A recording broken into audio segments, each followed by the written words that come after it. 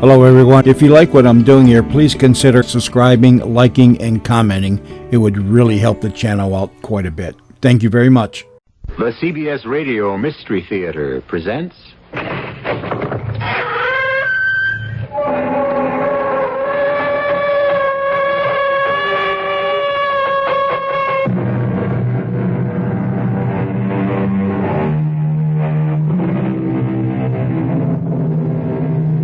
Come in. Welcome. I'm E.G. Marshall. Not many people, I suppose, remember the name of the writer Joseph Sheridan Le Fanu. Yet among fans of the Gothic tale, he is considered by many as the equal of the great masters such as Poe, Stevenson, and de Maupassant. Judge for yourself as you listen to perhaps his greatest short story, grisly, ghoulish, and inexpressibly haunting. The candle is out. No! It is too late! He has come for me! Don't leave her alone in the dark. The door! Oh, I can't budge it! We will break it down. No!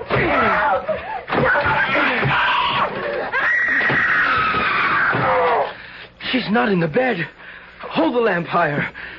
She's not in the room. The window. Could she have fallen and jumped? The shutters are closed. The latch still thrown. There. Can you see anything, Shalkin? No, Herr Bookman. The street is empty. The canal is smooth as glass. She's gone. Rose is gone. As if she'd never returned.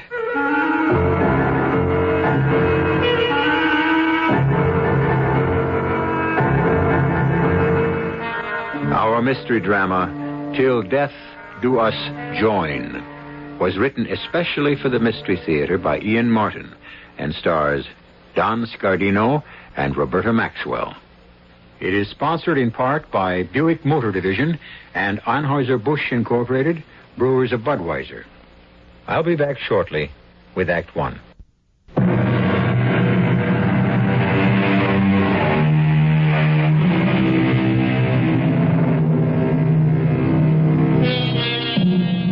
Of all the painting he must have done in his solitary lifetime, there exists today, in remarkable condition, only one canvas of Godfrey Schalkens, pupil of Gerard Bookman, who in turn was a pupil of the great Rembrandt.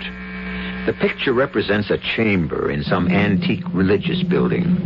Its foreground is occupied by a young woman of startling beauty, her face illuminated by a strange smile, half lovely, half evil. In the background is the shadowy form of a man dressed in the old Flemish fashion, propped up in a coffin, as though in a bed. A fascinating picture, and a chilling one. No one who views it can repress a shudder. Why? On the back of the canvas is a legend, written in cramped longhand by the painter, which may serve to explain why. They think me boorish, rude, and laugh at my slovenly ways and filthy habits. But they buy my pictures, for I am an artist beyond peer. My whole life I have devoted to trying to forget what I once was. The only life I have had is canvas and pigments, and a search for escape in the only fashion I can accomplish it. But once I was young as other men, with a bright future in my chosen profession, full of laughter and joy and madly in love. Oh, there were barriers to overcome, impossible heights to scale, but with the hope and optimism of youth, I knew I could win out. How could I know that a force beyond any human strength would strangle my spirit, twist and deform my soul, and doom me to a lifetime of despair? Rose. We are alone, beloved? All the other students are gone. And Herr Bookman? He left the studio for home less than 5 minutes ago. I know. I only wanted to be sure I had made no mistake. How do you know? I had Jacob, the groom, drive me into Amsterdam today to shop for some silks. On the way back, I had him stop at his favorite beerstub to have a beer and groom the horses, whilst I took a stroll along the canal. I was hoping to catch you alone at the studio, and my prayers were answered when I saw my uncle climb into his carriage and drive off. My dearest one, if only I could declare my love for you openly. Oh, you will be famous very soon, and we are still young. We have time. Every moment spent away from you is an eternity. It is just as bad for me, but for the moment we must live with it. Come, let me see what you have been working on, my genius. No, it is in no shape. I cannot make it come right, and it is still only a sketch. But, Godfrey, you're wrong. The conception is beautiful, and even the freehand outline tells all the world you are a master, or to become one. Tells all the world. Well, perhaps you're right. For you are all my world. If whatever I do satisfies you, it would be reward enough. Oh, no. We must do better than that so that we can have each other. Finish this one as you have started, and I will see that Uncle Gerard gets the canvas to the right places. Once someone buys you, you will become a vogue. I know it. I feel it in my bones. Not in your heart? In my heart, what I feel is my love for a man named Godfrey Schalken. Will I ever be rich enough to make you my wife? Hold me, Godfrey. Hold me very tight. Rose. I want to believe. Help me to. In every way I can. Oh. But what happened? I don't know. A sudden chill, as if... The time. I must go. I would do nothing to set Menea Bookman against us. Why can't I just go to him? No, I beg you.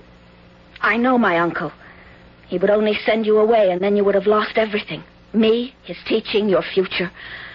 Hush, my darling. Trust in God. And let us hope. I love you. I shall always love you. God give you grace. What grace has a God who keeps two lovers apart? Heaven forgive me. I meant it not. But the words had been said and could not be taken back. I turned to my sketch, one of the temptations of St. Anthony by the devil. I set to work and was so busily engaged that an hour or so must have passed. The light was gone. As I sat back, I heard a sort of sniff behind me. A few feet behind me stood the figure of an elderly man in a cloak and a broad-brimmed conical hat. The room was so dark by now that the shadow from his hat obscured his features entirely. But I was impressed, awed at the perfect stone-like stillness of the figure. I'm sorry, I didn't hear you come in. This is the studio of Gerard Bookman. It is. Will you sit, mynheer? No. I wish to talk to him. He has returned to his home some hours past. If you would wish to seek him there... No. Will you see him before tomorrow evening? Oh, yes, sir. I am one of his pupils, and he will be here by late morning to commence his classes. Are you to be trusted with a message? I hope so. Fail to deliver it at your peril. Tell Gerard Bookman that Meneer van der Hausen of Rotterdam wishes to speak to him here tomorrow evening at exactly 7 in this room on matters of weight. He turned abruptly and with a quick but utterly silent step quit the room. Some strange premonition drew me to the window through which I could see the exit door to the street bordering the canal. I waited in vain for him to appear. The darkness was now gathering in earnest.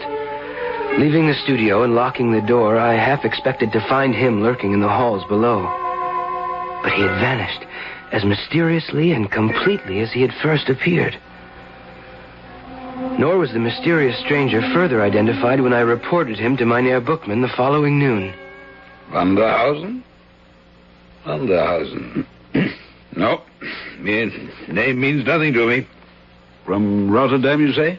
He said. Yes. Well, we shall wait for the appointed hour, and in the meanwhile, to work. I have looked at your sketches on the Temptation of St. Anthony. The line, the chiaroscuro, the coloration are acceptable, well done and conceived. But the expressions, it's as if St. Anthony were the devil and the devil the saint. What is your conception? Why? Your Honor, I cannot answer. I do not know. Well, the other pupils are arriving. And let's see if your conception can improve during class studies.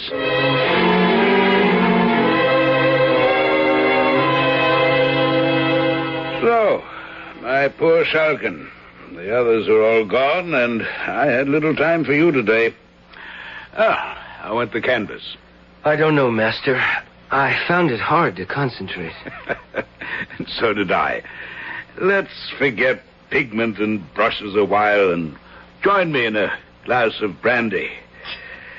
It's been a long, hard day, and I have some strange premonition. This visitor you tell me to expect bears some ill tidings. Well, at all events, let's fortify ourselves against ill chance. Your health. Your health. At 7, you said. He said. Vanderhausen. Never heard of the man. What can he want of me? A portrait? A poor relation to be apprenticed? A collection to be evaluated? Well, you should soon learn. The Stadthouse is sounding the hour. I should leave. No. Stay with me, Godfrey. You're young and strong. And for some reason, I have a foreboding about this mysterious appointment. No, the clock has ceased. I shall not wait too long for... He seems to be here, sir. I'll go. Let him in. By your leave, young sir. You are Gerard Bookman? I am. I have the honor to address Mynheer Vanderhausen of Rotterdam. The same. I understand your worship wished to meet with me, and I'm here, as you see, by your appointment. It is well. Is that a man of trust? Well, he's my prized pupil, of course. Yes. Well, then let him take this box of leather and get the nearest jeweler or goldsmith to value its contents. Why? That I will explain to you alone. But I wish him to return with a certificate of the value of the contents. That is a strange request, Mynheer. May I ask the reason? When we are alone. And I think Jan Spuiten in the next street will still be open. Godfrey, will you gratify the gentleman's wish? Your wish, sir. I will take as little time as I can. I had in my hands a small leather case, about 9 inches square, surprisingly heavy for its size. I was less curious about its contents than the conversation I was about to miss. If I could even have dreamed of its subject and the consequences. But how could I? Instead of clairvoyance, I reacted normally to my master's order and sought the information I had been asked to get. Who is it? Godfrey Schalken, pupil of Master Gerard Bookman. Were it not for your master's good offices and the designs he presents me with, neither God nor the devil would persuade me to open up at this late hour. Well, what is it, young sir? My master bid me bring the contents of this leather case to you for evaluation. That scuffed and crumbling jewel box? What nonsense. Still, by its antiquity, it's curious and challenging. But come in, by all means. Wind makes enemies of my old bones. Now, what is the urgency that prompts this haste? I know not, Mynheer Spuiten. Well, then let me see. Give me the case.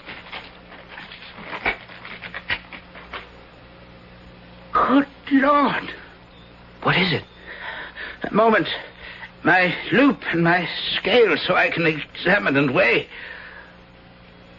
Gold ingots. If they say true, this is a king's ransom, young man.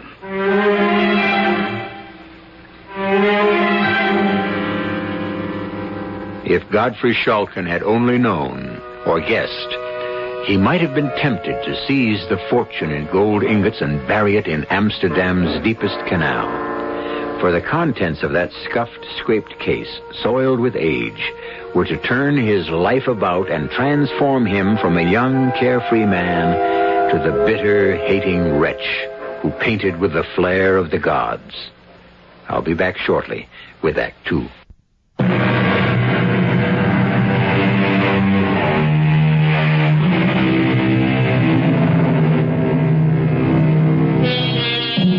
While Godfrey Shulkin was learning from the goldsmith the incredible value of the contents of the leather case, a conversation was taking place between the mysterious stranger and his master.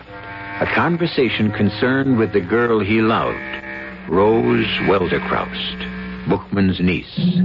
A conversation that established those golden ingots not as a king's ransom, but a queen's. Herr Bookman, I will be free with you.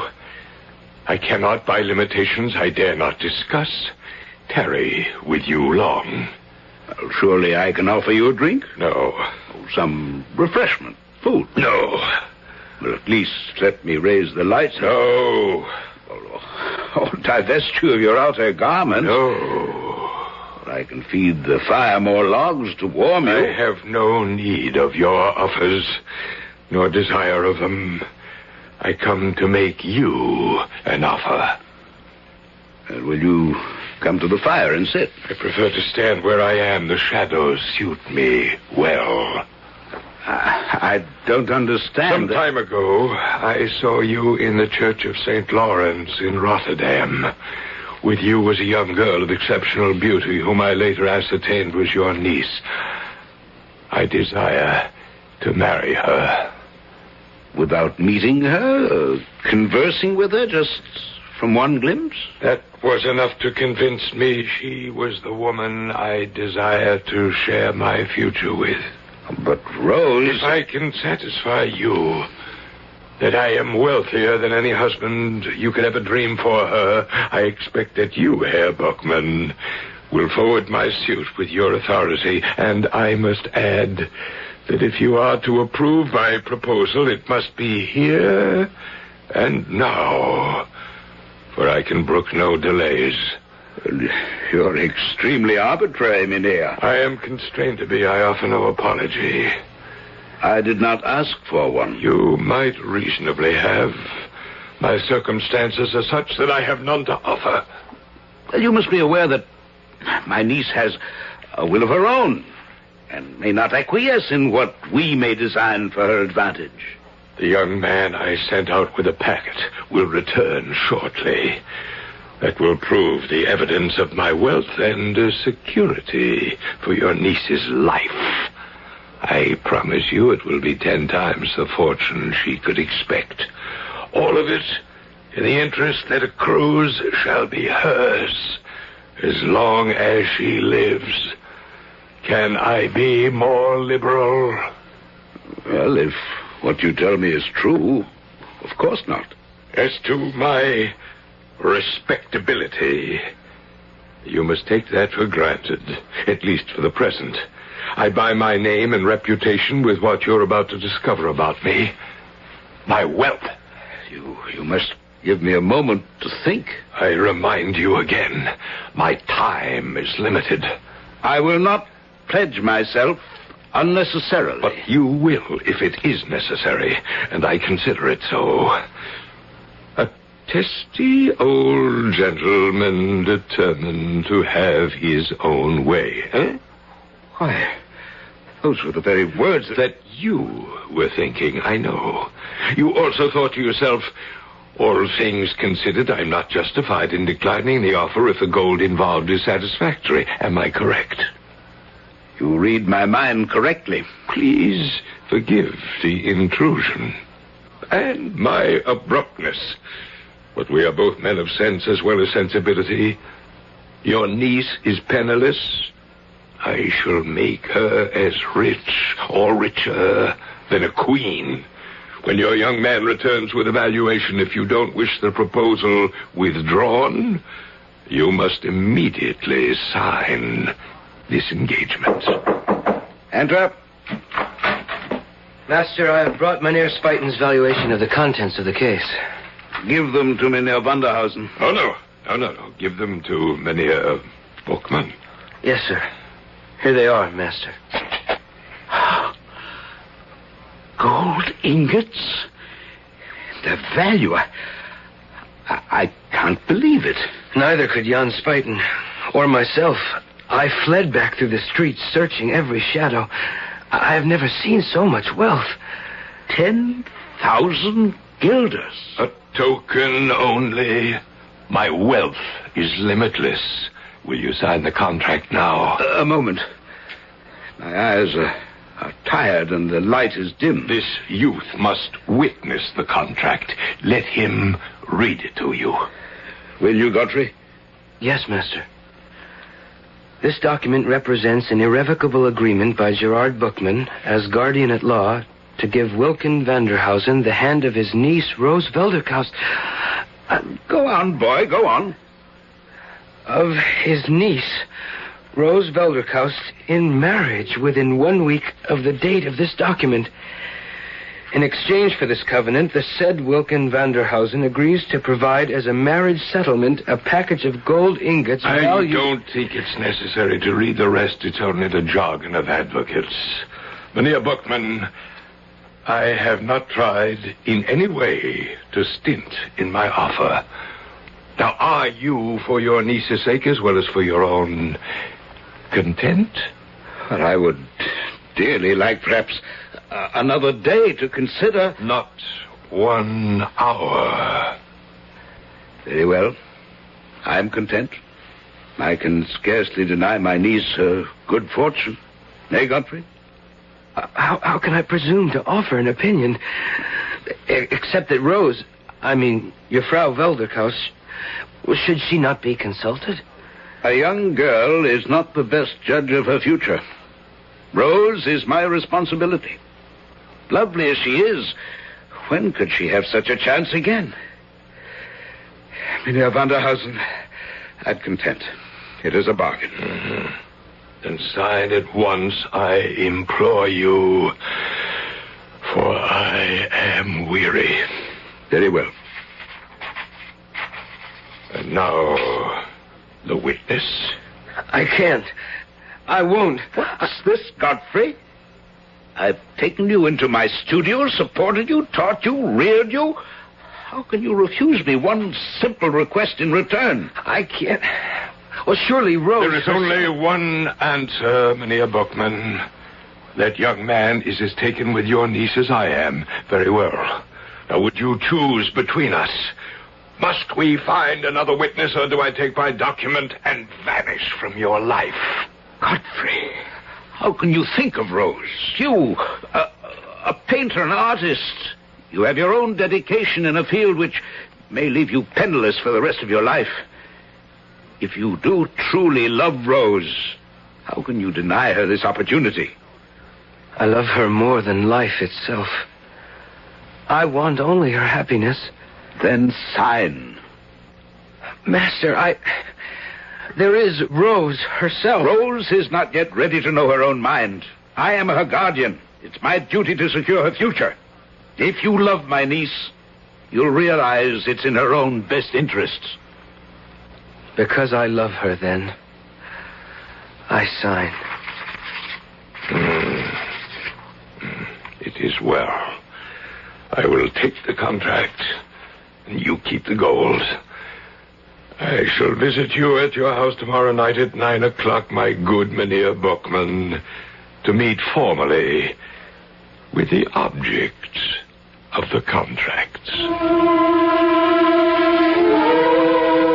Again, stiffly, but with the same rapid movement, the shadowed figure was gone so swiftly I had no time to open the door for him.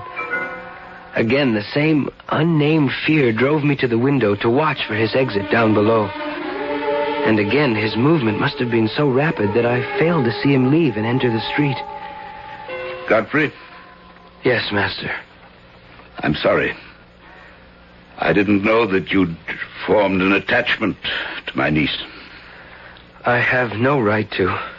And I'm glad you're sensible of that. A painter, it's an uneasy life of sacrifice and, most of the time, poverty. So I shall hold my peace till the appointment a week from now. And you will join us at dinner. Must I? It will be better for all of us to face and accept the future.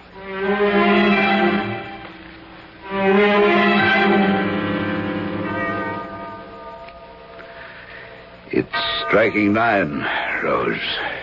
Is all arranged? As you see, Uncle. You're a perfect hostess. The fire shines like burnished gold, and the table is set immaculately. Godfrey, a glass of wine? No, thank you, Master Bookman. You seem nervous. I am. I hope you're not going to lose control of your feelings. It isn't that, Master. Then what? I can't quite explain it. A strange foreboding. You feel it too? Does Rose know what the occasion is? No. Then it is not too late. I have signed the contract. My word alone is its bond. But the paper is the final arbiter. Then there is no escape. Escape from what? A marriage settlement beyond my wildest dreams for my brother's daughter? I commend you to control your foolish dreams. I've done what must be done. And our guest is here. Rose? Yes, Uncle. Come stand by me to greet our visitor. Yes, Uncle. This time the room was brightly lighted. This time the mynheer had to shed his outer garments. This time we could see his features for the first time. His undersuit was a rich sable garment, his stockings of dark purple, his feet enclosed in shoes adorned with roses of the same color. His hands were enclosed in gauntlets, his hair long enough to rest on a plaited ruff. So far, all was well. But the face was a bluish, leaden hue, such as metallic medicines sometimes produce. The eyes muddy white and startlingly prominent with the glaze of insanity, and the lips a deep purple, almost black, twisted in a sensual, malignant, almost satanic fashion, such as my unwilling fingers had wanted to trace on the face of my Saint Anthony. The effect was so startling that for a long moment no one could speak. It was as though some devilish humor had dressed a corpse from the grave and invigorated it far enough to walk and talk and enter a room with the living.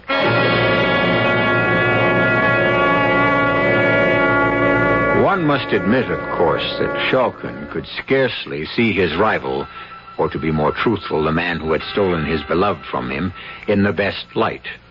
The painter's eye tends to exaggerate, or at least translate the human figure into his own design. And jealousy is a poor measure for judgment. When we return shortly with Act 3, we will be able to make our own assessment of this strange and devious story.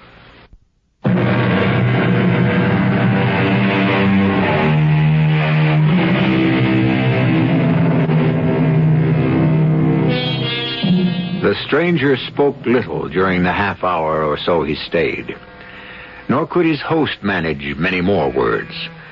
Such, indeed, was the nervous terror that Vanderhausen inspired, that it was an effort not to fly in panic from the room.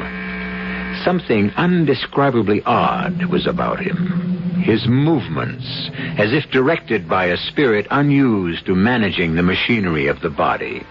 And two things were remarked by all: the fact that his eyelids never closed, and that his chest was motionless, unstirred by the process of respiration.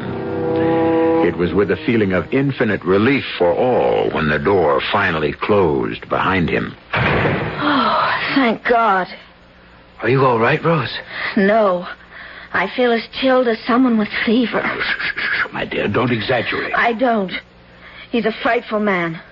I wouldn't see him ever again for all the wealth in the world. Don't be a foolish girl. A man may be as ugly as the devil, but if his heart is good and his actions match it, he's worth more than some handsome puppy with neither brains nor prospect. I don't want to talk about him anymore. But we must. The man is wealthy, liberal, and withal good-hearted. He has sued for you as his bride. His bride? It is my duty to see you well bestowed. I promised your father on his deathbed that I would make sure of that. Uncle, not that man. Enough for tonight. There are no decisions to make beyond the fact that it is time to retire. Godfrey, I shall see you in the morning. Yes, Master. Good night, Frau Welderkaust. No need to be so formal. Rose. And good night, Godfrey. Don't look so troubled. Nothing has changed. My walk home will be lighted by that knowledge. Good night, Master Bookman. Good night, my boy. And remember, you're an apprentice painter. That is your first and most important loyalty. I am acutely aware of where I stand, Herr Bookman. Good night. Why were you so severe with him, Uncle? Because we live in a world of reality. What do you mean? Do you realize that Mynheer Vanderhausen, who visited us tonight, has guaranteed you 10,000 guilders of your own as an earnest of his love and admiration for you? I have them here. 10,000 guilders? It's his way of saying how much he loves you. Love, for all its charms, is not the most important thing in the world. You will marry Mynheer Vanderhausen according to the contract. The mood of hope that my beloved had kindled in me barely lasted till my return home to the bare and cheerless garret I lived in. Even if in my sleepless bed-tossed night I might have held to some grain of hope, the next day would have dispelled them forever had I been at the Bookman house. Another tradesman's wagon. What can it be now? I can't wait to see. Oh, Uncle, did you ever see such riches? Never. Look at this scarlet domino. How could he know it would be just the right length? Feel the richness of the velvet. And trimmed in white ermine, even to the hood. Oh, I'd love to paint you in that. The hood framing your face. You're all beauty. What woman would not be in such a cloak? If only Mynheer Vanderhausen... Hush. Leave his appearance alone. You'll soon accustom yourself to it. Slippers in every color. A casket of jewels fit for an empress. This white pure silk for my wedding gown. And the lace for my veil and train.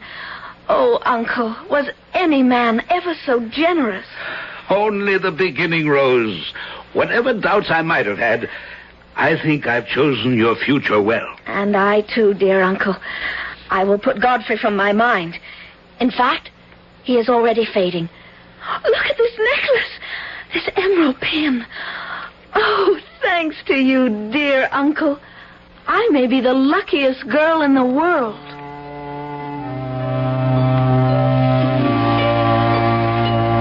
And so, 1 week later, I had to swallow my pride and watch my repulsive rival carry off my beloved Rose in solemn pomp in a carriage and four out of my life to Rotterdam. But I was mistaken. Rose Welderkaust, now Rose Vanderhausen, was not out of my life yet. And I brought you home, my boy, to sup with me because I'm worried. And I've no one else to turn to. You may always count on me, Master. In all things, I know. In particular, this one. Contrary to all promises freely exchanged, it's 4 months since I've heard of my niece. Not one word. I'm too old to travel. Will you then be my emissary and take this letter to the Boomkey to inquire after my niece? If you desire me to. I do. You shall stay the night and take the coach for Rotterdam on the morn. I will issue you such funds as you need, and I pray you return post-haste with what word of comfort you can bring me. I will waste no time. I promise you.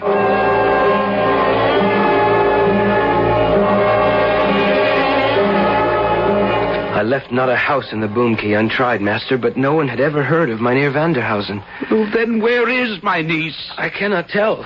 One thing I did when I returned to Amsterdam, I went to the establishment from which the coach and four was hired to take Rose and her bridegroom to Rotterdam.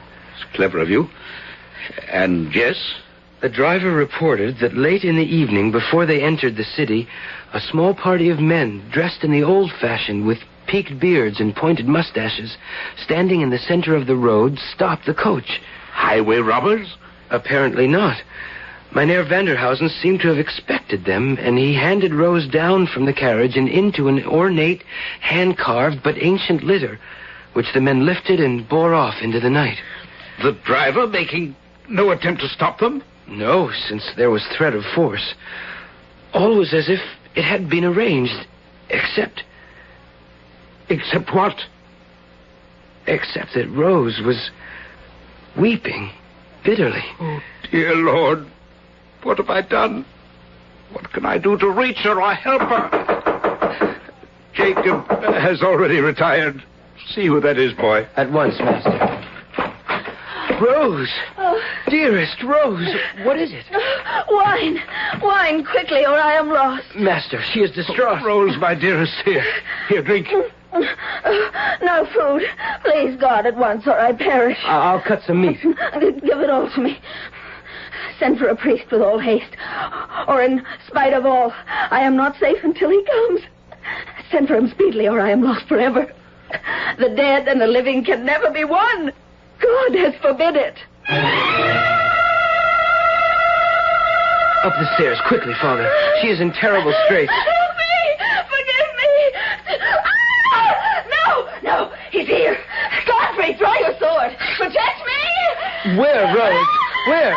There, in the anteroom with you and the priest. Stand aside, Father. Hold the lamp high. Let me see in the shadow. Go down, I beg you. Do not leave my bedside. Only to bring you the priest. Don't be afraid. Father Dowser, myself, and Godfrey are only a few steps from your bed. Oh, God, help me, whom I have no right to ask. Oh, the candle is out. It is too late. He has come for me. Don't leave her alone in there. The door. I can't budge it. We will break it down. No, Godfrey. She's not in the bed. Hold the lamp higher. She's not in the room. The window. Could she have jumped or fallen? They're shut fast. The latch is still thrown. There. Can you see anything? The street is empty. The canal is smooth as glass. She's gone. Rose is gone. As if she'd never returned. The days that followed are shady and insubstantial in my mind. Half crazed with grief, and at Herr Bookman's remorseful request, I returned to Rotterdam, to the chapel of St. Anthony, where Vanderhausen had first seen Rose. It was after evening vespers, and I was travel-worn and soul-weary. When the worshippers left, I remained alone in the church, and I must have fallen asleep. I was awakened by a soft touch on my shoulder, and awakened to see Rose. Rose. I want you to forget me, Godfrey, and know that I am content and free from sin at last. Come with me. She led me by the hand, a lamp in her hand, down a flight of steps into the vaults below. The music faded, and there was only the sound of our footsteps. echoing on the stone.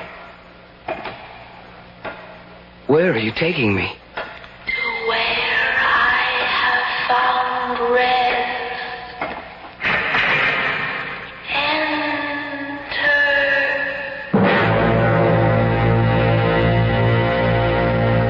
The room was a bedroom, richly furnished. Its main feature, a great 4-poster bed, the curtains drawn. She crossed to them, smiling, and said, You see, we are united at last, my husband and I. Sitting bolt upright on the bed, held in its position by the pillows, was Mynheer Vanderhausen. The costume I recognized. The face, what was left of it, was still livid as I had first seen it. But by now the bones showed through the decayed flesh. The hands were little more than the claws of a skeleton. Exhausted as I was, overcome by emotion, the room suddenly swayed, and I lost consciousness.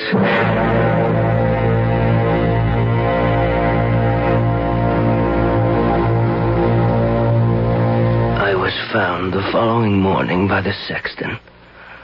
The room in which I lay was the same, except that all the furnishings were gone, save one.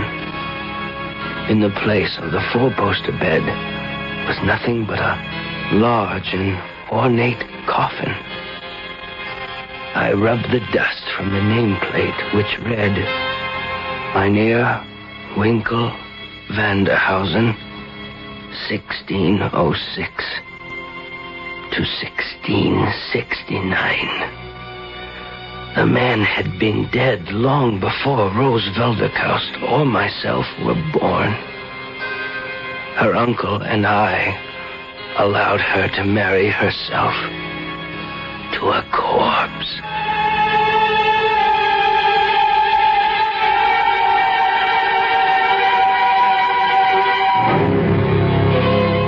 A sad and terrifying story, not calculated to make sleep any easier tonight, and yet a fascinating and absorbing one, as all of us are drawn irresistibly to the macabre. Besides, of course, it wasn't true. Or was it? To Godfrey Schalken's dying day, it was for him. So who is to say that it couldn't have happened? Not I. As I said in the beginning, you make your own judgment. I'll be back shortly.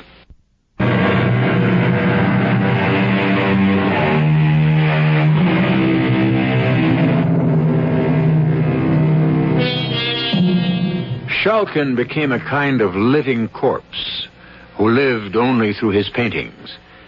But in spite of his success, he was recluse enough to insist on mixing his own pigments, which, alas, were not stable enough to stand the wear of time. So only the one canvas I mentioned remains. They say because he used his own blood to dilute the pigment. I don't know. There's no proof. It's just a part of the legend. Our cast included Don Scardino, Roberta Maxwell, Guy Sorrell, and Arnold Moss. The entire production was under the direction of Hyman Brown. And now, a preview of our next tale. Marvelous how you can get around when you've got no body, isn't it? See him? Little white dog, curly tail. Oh, silly little thing. And see that big blue station wagon? It's going to hit him. I've got him. Got him, Cynthia. I've saved him. He'll probably get run over anyhow one of these days.